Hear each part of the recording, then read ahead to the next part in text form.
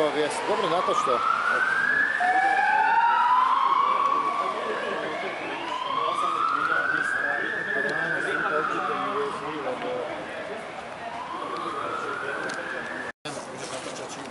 Ty budeš natáčať?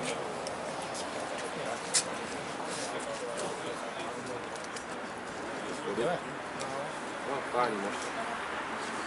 16.12.2019. Sídlo okresného súdu Bratislava 1.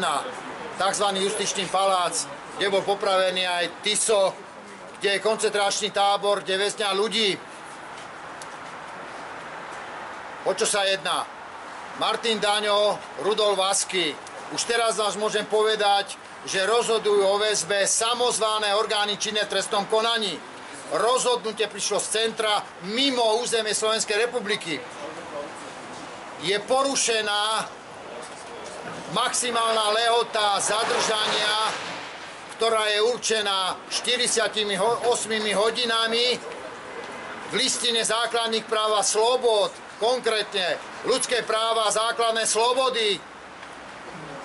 Polícia mala 24 hodín a sudca ďalších 24 hodín, dokopy 48 hodín.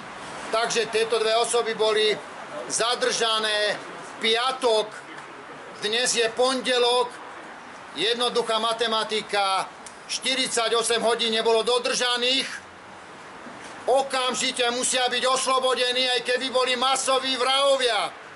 Okamžite. A musí byť naložené spravodlivo s tými, kto ich bez zákonného dôvodu drží vo väzbe, respektíve obmedzuje osobnú slobodu. Takže nemôžeme tu hovoriť o žiadnych základných právach a slobodách. Tie boli porušené. Vieme veľmi dobre, že na Slovensku sa neuplatňuje právo slovenského ľudu, slovenského národa. Vládne tu nadnárodná diktatúra, mediálne komanda, divízia Das Reich Markíza, divízia Das Reich Jojka, RTVska, Tatrojka, denník Nosatých a podobné divízie. Je to služba v cudzom vojsku, skutková podstata vojnovej zrady, služby v cudzom vojsku, novinári a novinárky sú nepriatelia v službách zlomoci. Takže nemusím veľa o tom rozprávať. Už teraz v tomto stave je porušená maximálna lehota a sú obmedzení na osobnej slobode. Takže už teraz sú obete násilia. A násilie vždycky zahrňa protiprávnosť a zavinenie. Takže všetci sa na tom podielame, preto sme tu, aby sme ich vykričali. Vidíte sami, ako dopadlo Slovensko, keď pravdu šíria dezinformačné médiá, dezinformačné komanda. Vidíte, ako dopadla pravda na Slovensku. Takže habíme sa za všetkých svojich spoluobčanov, lebo sú to prestitútky, juristútky. Osobne nenapadám týchto muklov, ktorí nosia toto ťažné zariadenie. Hovorím o novinárkach, prestitútkach. Takže hanba všetkým tým, ktorí sa plazia, ktorí čumia do periskopov každý deň, ktorí sú ľahostajní k tomu, čo sa na Slovensku deje. Ďalšia filozofická, právna, morálna, politická otázka. Aký význam majú sci-fi voľby? Odkedy otroci volia slobodu? Pánov si nezmeníme, máme ich v zahraničí. Sú to tí, ktorí vydávajú prachy, ktorí vydávajú euro, doláre. Toto sú naši páni. A my si maximálne môžeme voliť dozorcov, bachárov. A to sa deje na Slovensku. Takže každý, kto sa zúčastní týchto sci-fi volieb, týchto fiktívnych volieb, je len bábka. Takže my nie sme rekvizity tohto režimu. Pohrdáme s týmto režimom nad ľudí, s celosvetovou vládou. Máme na to všetci, aby sme zobrali späť svoju zákonodárnu moc, svoje hranice a slovenskú korunu. Takže takto to na Slovensku nepôjde. Ďalej z tohto miesta môžem povedať, že tieto dve obete tohto režimu nemajú slobodnú vôľu. Takže nemohli spáchať ani to, za čo ich obvinili. Prečo? Lebo náležitosťou právneho úkonu je slobodná vôľa. Iba slobodný človek môže niesť zodpovednosť za svoje protiprávne konanie. Bodka. Pred pár dňami som sa dozvedel, že slovo naka v hebrejčine znamená pohroma alebo katastrofa. Stretávame sa tu teraz so samými súdnymi procesmi. Roztas, ďalej Kočner kauza. Teraz máme novú ďalšiu kauzu. Všímajme si, celý svet je teraz v pohybe. Žlté vesty vo Francúzsku jediní v Európe pochopili žiadne voľby, lebo vo voľbách vždy vyhrajú len tí, ktorí ich organizujú. Tí, ktorí do toho vrazili peniaze, aby dostali znovu ešte väčšie peniaze.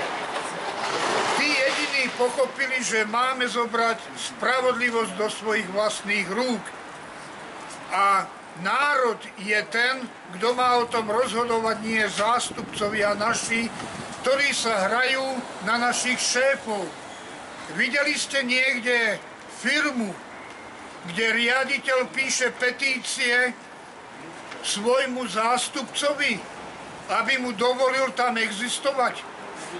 Taká neexistuje, ale Slovensko je taká firma. My sme pánmi podľa ústavy. A oni sú naši zástupcovia, ale oni sa hrajú naopak. Rozhodujú o našich životoch svojvoľne. Volíme si nezákonných zástupcov, protiústavnú Čaputovú, ktorá nemá mandát z ústavy. Máme tu vládu, ktorá takzvano nám vládne, ale nerešpektuje naše práva. Stratila legitimitu, stratila legalitu. V prípade Martina Daňa a Rudka Vaského všimol som si napríklad takzvané ich obvinenie. A je tam jedna napríklad zaujímavá veta. Vasky povedal: prenášajú kapitál, okrádajú nás. Povedal o trestnom čine, ktorý vykonávajú tzv. Naši zástupcovia. Ako reagujú na to zložky? Dozvedeli sa o trestnom čine, ale oni stíhajú tých, ktorí to vykrikujú. Tých sa snažia umlčať. Rozbijajú naše rodiny. Pomocou LGBT proti prirodzenému právu, ktoré je. Samo LGBT je protiústavné a my ho rešpektujeme. Snažia sa náš národ postaviť mimo, rozbiť naše hodnoty, kultúrne. Necháme si to. A teraz sa snažia umlčať ľudí, ktorí kritizovali. Dokedy budeme čakať na toto? Tieto útoky na ľudí musia prestať. Ale vy musíte sa takisto zoprieť tomu systému. A nie voľbami. Za ľudí, pre ľudí. Za ľudí, pre ľudí. Za ľudí, pre ľudí. Za ľudí, pre ľudí. Za ľudí, pre ľudí. Kata Machačková, Zuzá Čaputová, dobyvateľky zo zákona